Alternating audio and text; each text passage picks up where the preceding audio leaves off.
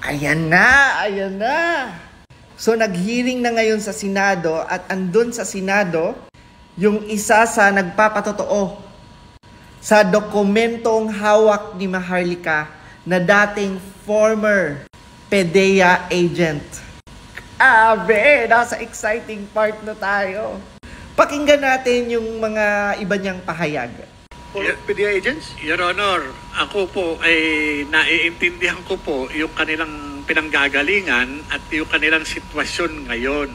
Kasi kung sila magsasabi ng totoo, kapalit po yun ng kanilang karir at serbisyo, pagkain po sa kanilang mesa.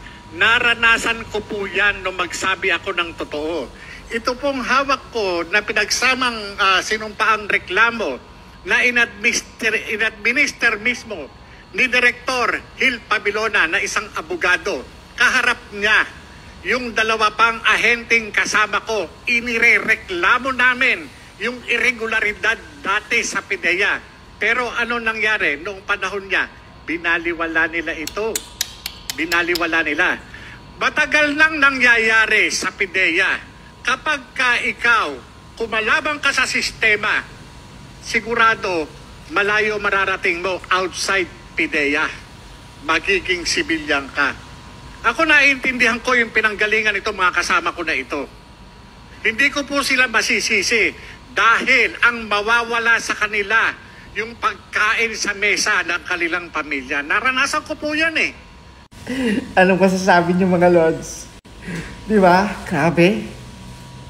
Kung talagang mapatunayan na totoo lahat ng sinasabi, yung dokumentong hawak ni Maharlika, di ba? Yung PDEA report about kila Maricel Soriano at President BBM, oh my God, nakakahiya.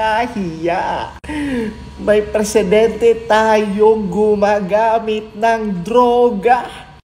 Lalabas at lalabas din talaga ang totoo mga lords, no? Grabe. And tama yung sinasabi, no? Ni Morales, yung isa sa former PDEA agent, na alangan namang kakalabanin mo. Alangan namang magsasabi ka ng totoo, edi tanggal ka sa pwesto. Kaya tignan natin sa mga susunod, no, na mangyayari.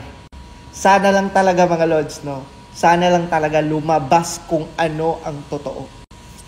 Kasi deserve natin yan.